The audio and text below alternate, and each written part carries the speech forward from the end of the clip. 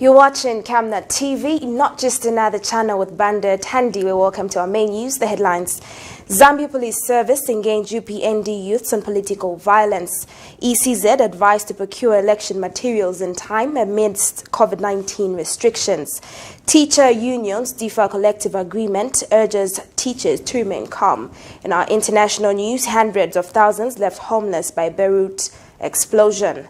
In sports, President Lungu gives Nkana Football Club Bureau a $32,000 donation. Do join us with the details after this break. Msika is here. We have you all covered with just 150 kwacha. You can advertise every day from 17 hours to 18 hours. For a 30-second ad, get the benefit of selling your products and services on Msika. For more details, call our marketing department on +260 953 995099 +260 962 444 726 or +260 971 177 467. Email us on info@camnettvafrica.com. Terms and conditions apply.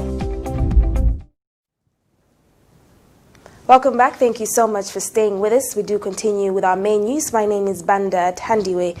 Deputy Inspector General of Police, Boni Kapeso, has challenged political parties to maintain peace as the country heads to the polls next year. Speaking at a meeting held with opposition United Party for National Development Youth, Mr. Kapeso says the police is responsible for maintaining law and order in the country, hence coming with a crusade of peace aimed at discussing matters that lead to violence amongst political players. Mr. Kapeso says the UPND, being the biggest political party, plays an important role in ensuring peace prevails. Deputy IG says all political parties will be brought to the table for discussion on ways of ending violence, especially during elections. And UPND Deputy National Chairman Gilbert Liswaniso says the party will work with the police as long as they are professional in the discharge of their duties. Let's get the details. Maintaining law and order, a thankless job done by the police. As the country slowly drives into 2021 election year, the Zambia Police Service has started a peaceful crusade aimed at reducing violent activities, especially among political players. In this regard, Zambia Police has started engaging political parties to appreciate the cause of violence. Deputy Inspector General of Police, Boni Kapeso, among other officers, Wednesday morning met youths from the United Party for National Development. Sisters, that you have a very big role to play in Zambia on the political scenario. And because we had a meeting with your colleagues, we also want to set a full tone to ensure that all political parties are represented.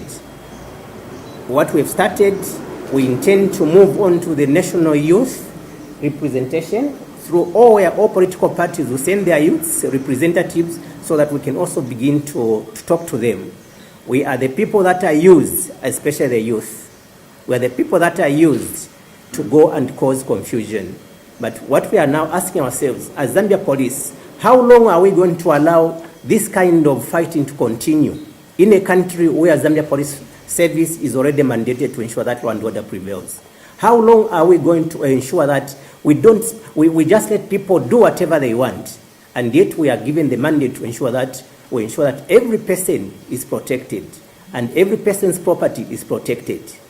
This is why I was saying the IG, Mr. Kakoma Kanganja, has now given me the mandate to ensure that by the office of the IG, the DIG, in terms of operations, we traverse the breadth and width of this country to ensure that we sell our voices to all the political parties to ensure that law and order prevails. If we want to have Zambia, a free Zambia, where democratic elections could be held, it is you and us to make or break. And speaking on behalf of the UPND entourage, Deputy National Youth Chairman Gilbert Liswaniso says the party is ready to work with the police in maintaining law and order as long as they play a fair game. Committed as a party and as a youth to ensure that there should be peace. That's number one commitment. That's why we have come here when they have called us. That's the first commitment. But before you solve a problem, first of all, you looked about what has happening in the ground. We first admit as a nation and as a party, there's a problem, yes, of violence. We are not saying that we are angels as a party. We have said we are victims. But it's a situation where that when we see that a cadre of the UPN brings nonsense to this country, we are able to report ourselves as a party to say, go to police, go on your own. If he has made a crime as his own capacity, let the law take its course. That's what we want to see now. That's why we said we don't need a favor to the police. The police should do their job. That's what we want to see, as we are committed in terms of peace. Sharon Kalimbula, Camnet News, Lusaka.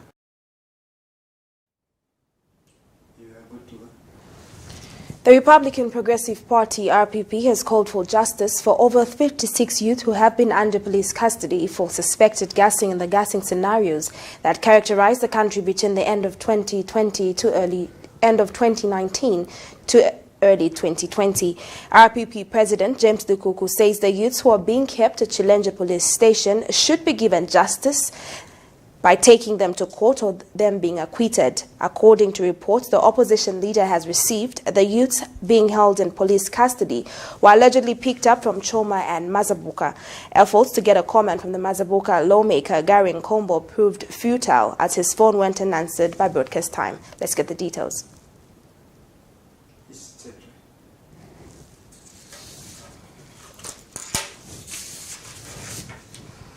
And in other news, the National Development Coordinating Committee, NDCC, says the Electoral Commission of Zambia should ensure that logistics are put in place to reach the remotest parts of the country before the rainy season starts. The acting chair of the NDCC, Minister of Finance, Dr. Walyangandu, indicated that the country is living in uncertain times which require proper planning for things to move accordingly. In this vein, the NDCC has advised ECZ to ensure that all requisite materials are in the country in good time in the view of the widespread and global lockdowns and restrictions which have affected movements of goods and persons.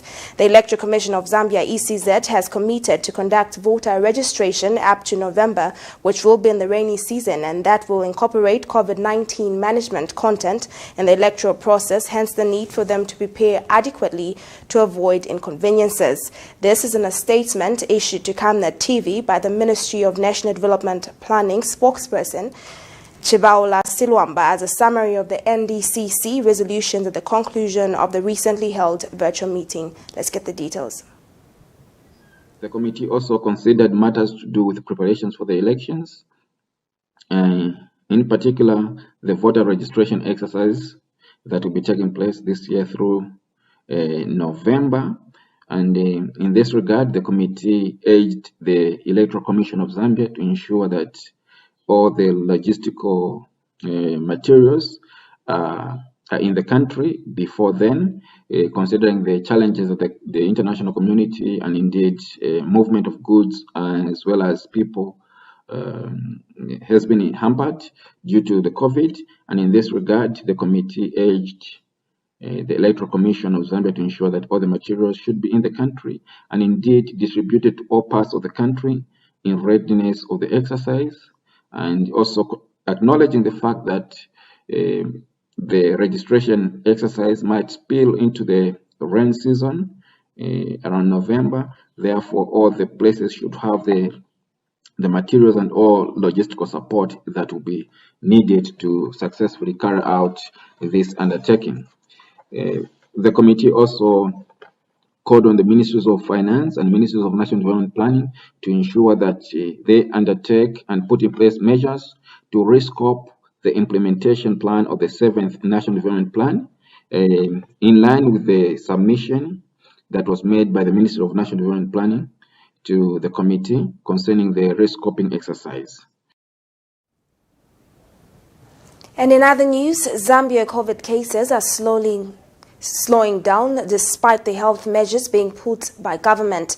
In the last 24 hours, the country has recorded 229 new cases, 3 deaths and 558 recoveries. Announcing the development to the media, Health Minister's spokesperson Dr. Abel Cavallo says 45 patients are on oxygen support, with 5 amongst those in intensive care unit ICU. Dr. Cavallo has stressed on the need for the public to adhere to the set health guidelines.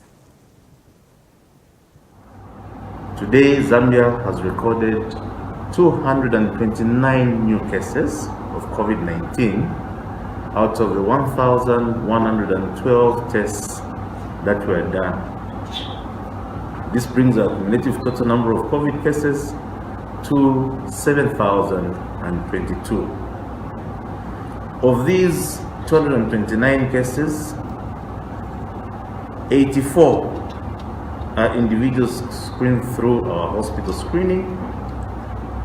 In Lusaka, we recorded 52 from our institutions. In Ndola, we recorded 25. Solwezi gave us 5, and then Kitwe gave us 2. Of these 229, 73 are individuals identified through routine screening, and Lusaka contributed 46 of these, and in Ndola 27. 63 were contacts to known cases. Lusaka gave us 61, Iteji 1, and Kalushi 1. 7 individuals identified through health care worker screening in Lusaka, and then we also had a BID reported amongst these, that is from Iteji. Among the cases we have, among the active cases that we have in our facilities, 84 patients are currently admitted to isolation facilities. Then 45 of these are on oxygen support. Then 6 patients are in critical condition, with 5 admitted to the intensive care unit. We have discharged 558 persons in the last 24 hours across the country. And this brings the cumulative recoveries to 5,667 since the beginning of the outbreak in Zambia. We have, unfortunately, and on a sad note, recorded 3 new COVID-related deaths. 1 female adult from Iteji, as I earlier mentioned, who came in as a BID, routine date. 1 43-year-old female who was admitted to a private facility, and 1 71-year-old non-hypertensive who was being treated for severe pneumonia at our Levi Manawasa Isolation Center. This therefore brings the cumulative number of COVID-related deaths to 176. Following the reclassification of the deaths in which the virus has been detected, it has been determined that 59 are COVID deaths, while 116 are COVID-related deaths, and 1 death is yet to be classified. As always, we would always want to give a definition as to what we mean by COVID-related deaths, COVID-associated deaths. And these are deaths in which COVID-19 was detected but is not the primary cause of death. In summary, what we have is a cumulative number of COVID cases in the country now stands at 7,022, including 176 deaths and 5,667 recoveries. Meanwhile, Chiluri Member of Parliament Mulenga Fube has refuted claims by some sections of society that he is COVID-19 positive. In an interview with Camnet TV, Mr. Fube explains that people should stop thinking COVID-19 is only at Parliament and relax in observing the health guidelines. He notes saying that now that Parliament has been closed as a measure to stop the spread of the virus around National Assembly, members of the public feel the disease has disappeared. On social media, reports are that the Chiluri MP, who is critically ill amongst the MPs, that was tested positive of COVID-19. The National Assembly is on forced recess after a few MPs and other staff tested positive of COVID-19. Mr. Fube becomes the third MP to be accused of testing positive for the virus. COVID is only at Parliament, which is a very dangerous attitude. Members of Parliament, because of the manner they meet more like in a classroom and like, just like schools are closed. I think that's why they took responsibility to close Parliament, and of course, there have been a good number of people concentrated at Parliament, and especially at members of Parliament and ministers interact with people. Possibility of them getting it, even from outside Parliament, is very high. Now, looking at it, is that this attitude is dangerous in that people are going to be pointing fingers at Parliament, which is even now closed, and overlooking there to take precautions at personal level. We know, for instance, that there are BIDs in the nation that have been they are found out at UTH and many other places, and the health system. Just few, we have heard that the oxygen. There is overwhelming response for oxygen demand, meaning that we are having a lot of COVID cases, and it means that some of them who have to be resuscitated using oxygen are the ones who are causing oxygen problems in the nation. Apart from that, soon we are going to have a bed space problem, bed occupants problem in the nation. But my message is to the citizenry that let us take care of ourselves at personal level. Let us not think that a particular group is more vulnerable to COVID than ourselves. We are all vulnerable to COVID, meaning that if at all we are not taking precautions to protect ourselves, we can get COVID. The Ministry of Religious and National Guidance has partnered with Livingston Mission Center for Chaplain Development to train various government officials in living a godly life at places of work and home. National Guidance Permanent Secretary Reverend Howard Sikwela says Zambia being a Christian nation, it is important for government workers to spearhead Christian values in their offices. The PS has urged chaplains to live by example anywhere they are. The participants were also presented with institutional chaplaincy certificates as a mark of their certification. More in this report. Today, August 5th, 2020, clergymen and women have successfully completed the chaplaincy training that commenced on 4th August. The training was organized by the Livingston Mission Center Chaplain Development in conjunction with the country's Ministry of Religious and National Guidance to train the clergymen on the chaplaincy service. The ministry's permanent secretary, who presented the completion certificates, urged the chaplains to reach out to communities as people needed to live a morally upright life. I wish to state from the onset that the two mandates of the Ministry of National Guidance and Religious Affairs are to promote national values and principles, and also the actualization of the declaration of Zambia as a Christian nation. Mr. Howard Sikwela, who thanked the organizers of the event, said that the burden of training this particular group of Christians was real. I would like to acknowledge and thank the organizers and sponsors, Livingston Mission Center, for their time and efforts in organizing this training that's being hosted, or which was being hosted by our ministry in these 2 days.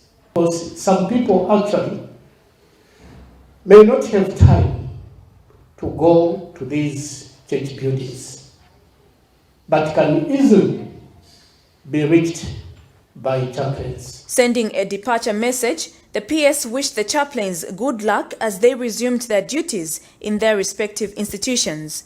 I just wish you a blessed mission even as you put into practice the things that you have been taught.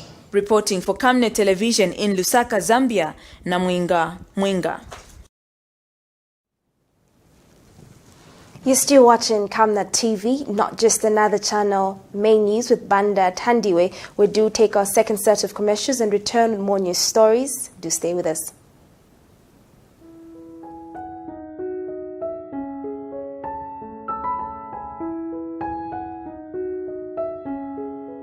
I have used Oracle Pure Glycerin for 2 years now. It has really worked for me. It has cleared all the black spots on my face. It has restored my skin beauty. It also smoothens the skin. Try Oracle Pure Glycerin for perfect skin. If it's not Oracle Glycerin, then it's not pure glycerin.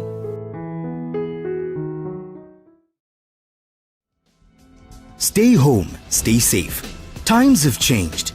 With the advent of the coronavirus, Lusaka Water Supply and Sanitation Company would like to advise its esteemed customers to avoid visiting crowded places.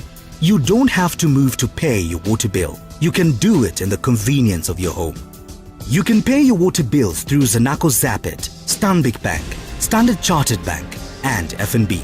You can also use Airtel, MTN, and Zamtel Kwacha mobile money transfer services.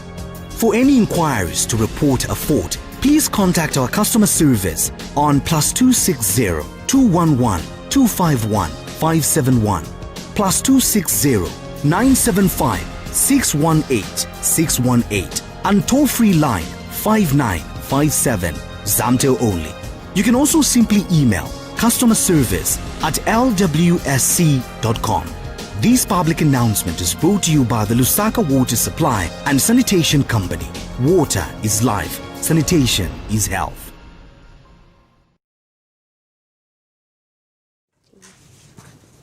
Welcome back. Thank you so much for staying with us. You're still watching the Camnet TV main news. On Camnet TV, not just another channel with Banda Tandiwe, we do continue with our stories.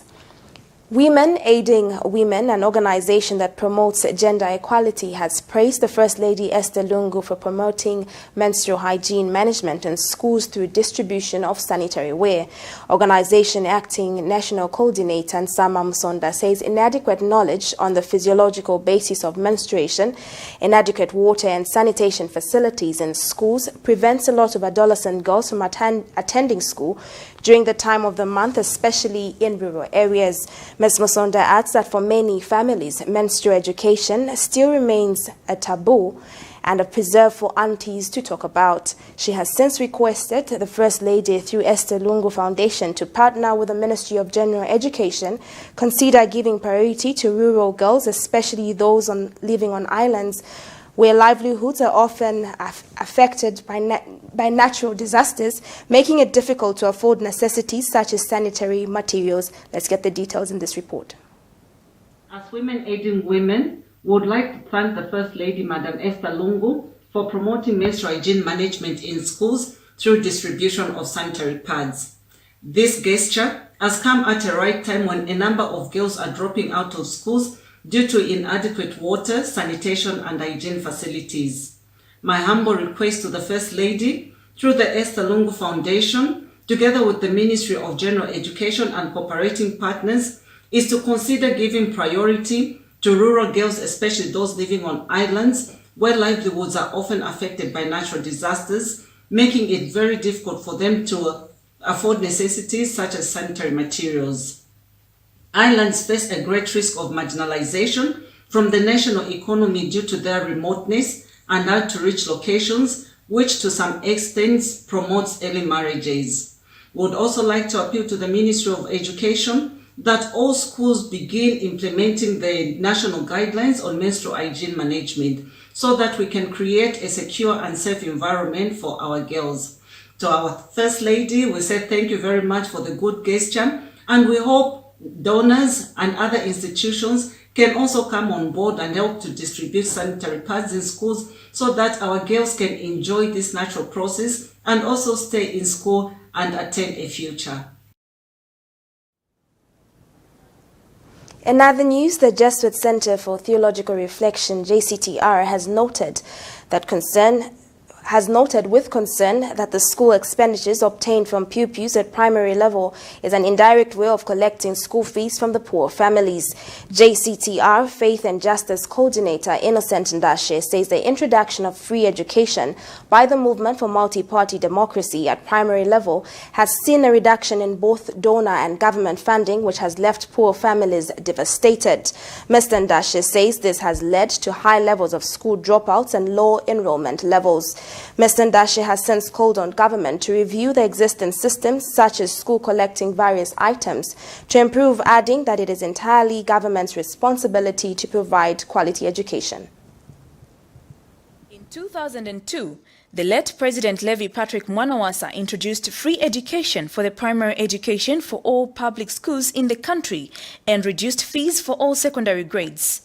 However, to improve on certain school services, most public schools, if not all of them, have made it a norm to collect items from pupils in primary grades using the Parents and Teachers Association (PTA) agreements. The question still stands: does the country have free education at primary level? According to the Jesuit Center for Theological Reflection, JCTR, such expenditures come as a result of the erratic government funding on primary education. There isn't so much support, for example, on the part of government to the small businesses to ensure that possibly they are able to thrive, and also recognizing that a larger portion of the Zambian population, I think we are talking of over 80%, would be in the informal sector. If their businesses are not doing very well and the cost of living is actually rising, we see that actually a lot of people have been actually thrown into high poverty. JCTR Programs Manager Faith and Justice Innocent Ndashe further sympathized with parents living in abject poverty who struggle to even afford a meal, as he feels such expenditures demanded from them as being a burden. I think that policy is quite fundamental and of significance, especially at this time where households are struggling. If were implemented, I think the policy has great potential to ensure that a lot of households who are unable to pay for school fees have their children attend primary school education and possibly progress. Mr. Ndashe feels the advent of COVID-19 pandemic has destroyed many sources of income, charging that with the closure of schools, parents living in poverty may be celebrating this moment as they find it to be a relief. However, of concern, I mean, when we look at some of these policies which on paper may look good, taking an example of, for example, the free primary education policy and also the reduction of fees at secondary school level. But indirectly, we see a disconnect between the support then, because if you reduce, for example, if you implement a policy where then government needs to offer a free education, meaning government indirectly has to find resources to fund a number of expenditure lines that schools go through. Reporting for Camnet Television in Lusaka, Zambia, Namwinga Mwinga. The National Union of Private and Public Educators of Zambia, NUPEZ, has urged all teachers to remain calm on the matter to do with collective agreements. NUPEZ General Secretary Nelson Mwale says teachers' unions countrywide have pushed the negotiation period with government regarding the teachers' conditions of service to December 2020 due to the COVID-19 pandemic. Mr. Mwale says the teachers' union countrywide, including NUPEZ, were slated to negotiate for the teachers' conditions of service in June, but the COVID-19 pandemic disrupted everything. Let's get the details. As NUPEZ, we want to take this opportunity to inform our teachers out there, to inform all our workers out there that we have signed an extension of the collective agreement which was supposed to end in June, because sittings have been avoided amid COVID-19. And so our workers possibly have been surprised to say we've been silent. We are not updating them on any issue to do with negotiations. We are resuming the negotiations in December instead of the June that we were supposed to do. Why? Because we've signed an extension with government. Government has requested that we extend. The reason, like I earlier alluded to, is the same advent of COVID-19, which is posing a challenge to the whole nation. And I want to take also this opportunity to appeal to our workers and our learners out there, to abide by the health regulations, so that at the end of the day, we have a health teacher out there, we have a health learner out there. Otherwise, if we don't do that, we may see our schools being breeding grounds for COVID-19. Thank you. And in other news, the Zambia Public Procurement Authority, ZPPA, has in its first quarter of 2020 been rolling out the electronic government procurement system aimed at establishing transparency and competitiveness in the procurement system. ZPPA Director General Christopher Chichoni says the use of the EGP system will entail more about accountability and integrity in the management of public resources. Mr. Chichoni says an efficient and effective public procurement system can be a powerful lever for driving inclusive growth and attaining sustainable development in line with Vision 2030, the 7th National Development Plan. Meanwhile, ZPPA is in the process of reviewing the current Public Procurement Act number 12 of 2008, whose objective is to repeal and replace the current Public Procurement Act in order to include provisions that will strengthen enforcement mechanisms and incorporate international best practice in public procurement. Mr. Chichoni was speaking to the media to highlight the gains in the first quarter of 2020. In line with the Vision 2030, the 7th National Development Plan and the United Nations 2030 Agenda. The 2030 Agenda embraces 3 dimensions of sustainable economic, social, and environmental development. It has 17 sustainable development goals that build on the progress achieved under the Millennium Development Goals.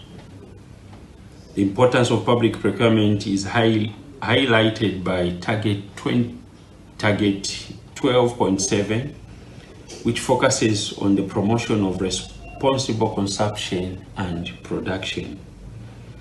In a bid to establish a transparent and competitive procurement system, ZPPA has been rolling out the electronic government procurement system. The use of the EGP system results in better efficiency, more accountability, and integrity in the management of public resources. This is a plus for a developing country like ours, as this avoids wastefulness. An efficient procurement system has a direct link to poverty reduction. You're still watching Camnet TV, not just another channel with Banda Tandiwe. We do take our last set of commercials and return with our international and sports news. Do stay with us.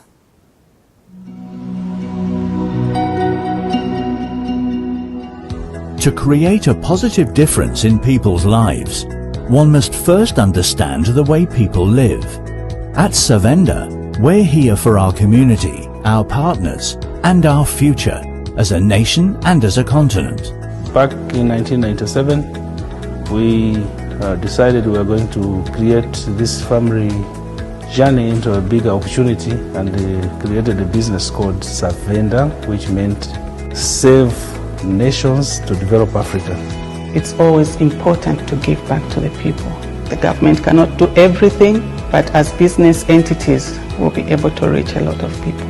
From our humble beginnings in the telecoms and mining sectors to our work in energy and development projects, we know how important it is to be true to our roots. Our services have to be diversified so that we don't depend on one income stream. Back in the village, I was growing up hunting and doing everything that a village boy would like to do. When you're hunting, you don't depend on one trap, for example. You have to have many traps. So those survival skills brought into the business created opportunities that we learned from a young age that you can't survive with just one product. Savenda Group involves Savenda Management, which is a consulting, Savenda Express, which is a corporate branding company, Savenda Electric, which is a manufacturer of energy-saving bulbs, Savenda General Insurance, which is a general insurance company, Savenda Fresh Produce, Cyber Africa, which is a center for just dealing with cyber security. Now, Savenda is combining local knowledge with international expertise. It's time to be a part of Zambia's rising success and Africa's exciting future. We are a gateway into Africa, and now we are praying with global companies who are coming to Zambia for opportunities and to look for companies that are homegrown, and we are proud to be one of those.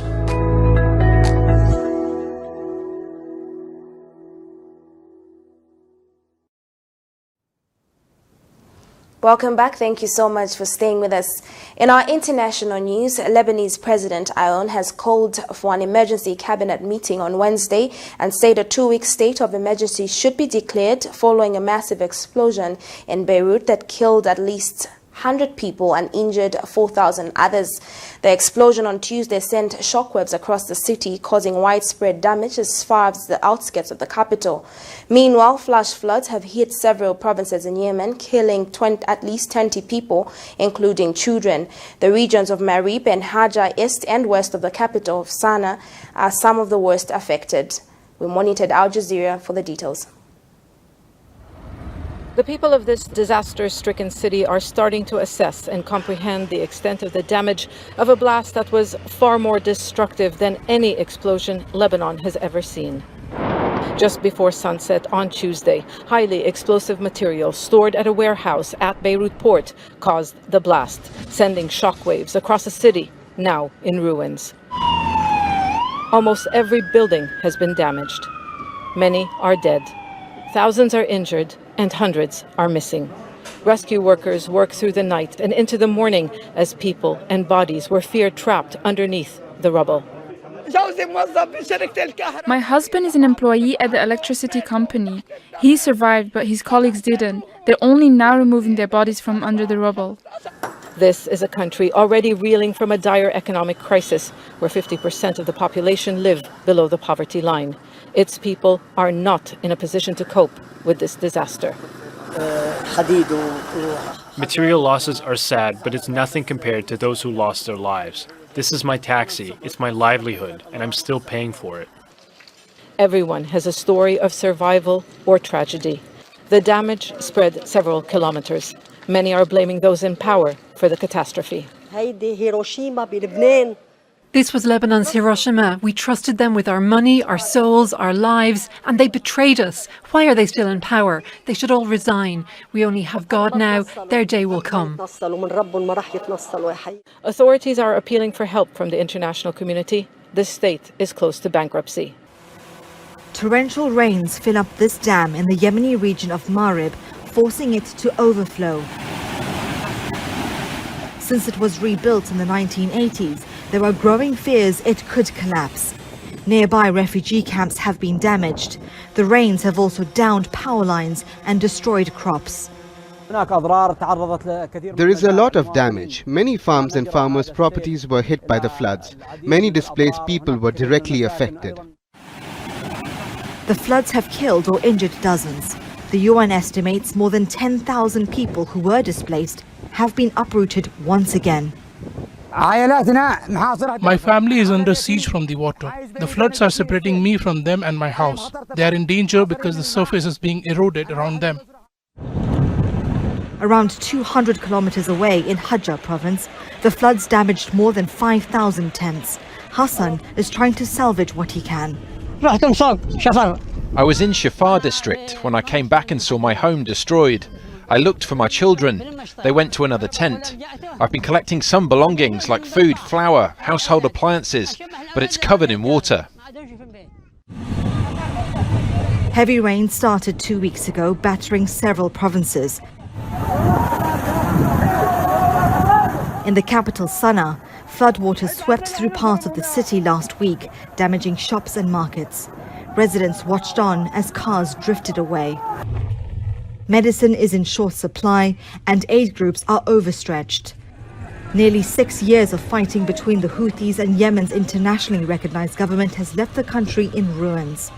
It's also battling the world's largest cholera outbreak and now coronavirus. The government has called for international support, but with more rain expected, Yemenis can only wait until help arrives while trying to rebuild whatever they can. Rahila Mohammed, Al Jazeera.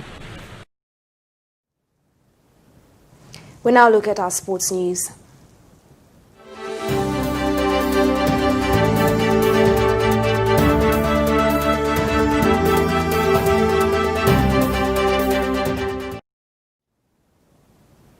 In our sports news, Absa Bank Zambia PLC and Football Association of Zambia FAZ have postponed the 2020 Absa Cup tournament that was scheduled to take off in March to next year in the advent of the COVID-19 on dates to be announced.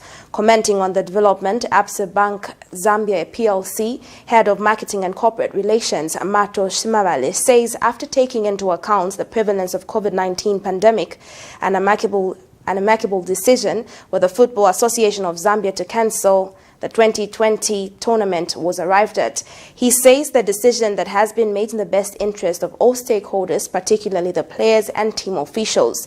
Meanwhile, Football Association of Zambia FAZ Secretary Adrian Kashala says whilst the association is saddened about the development, the deferment of the games was inevitable due to the prevailing health situations.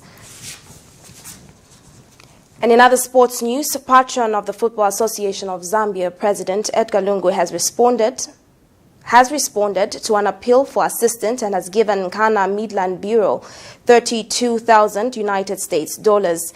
The funds will be used to offset the entire outstanding dues owed by Nkana Football Club to Walter Walia, a former player, and for investment in sustainability programs for the Nkana Midland Bureau. Presenting the funds through his aides this afternoon, the president took the opportunity to advise the sports community to install systems that will guarantee transparent utilization of resources. The funds were received by Nkana Midland Bureau patron Chileshe Kandeta, Secretary Daliso Banda, and Nkana Midland's Treasury Representative Priscilla Katongo Witika. President Lungu has been an ardent supporter of sports in Zambia, and his parental intervention to allow the FAZ League to resume on the 1st of July 2020 attests to that. This is according to a statement issued to Camnet TV by Nkana Midland Bureau patron Chileshe Kandeka. That story brings us to the end of the news, but before we go, a recap of the headlines. Zambia Police Service engaged UPND youths on political violence. ECZ advised to procure election materials in time amid COVID-19 restrictions. Teachers Union DIFA collective agreement urges teachers to remain calm. In international news, hundreds of thousands left homeless after Beirut explosion. In our sports news, President Lungu gives Nkana Football Club Bureau a $32,000 donation. We now look at the Camnet verse of the day, which is coming from the book of James 1 verse 13, and it reads, "No one undergoes a trial should say, I am being tempted by God, for God is not tempted by evil, and he himself doesn't tempt anyone."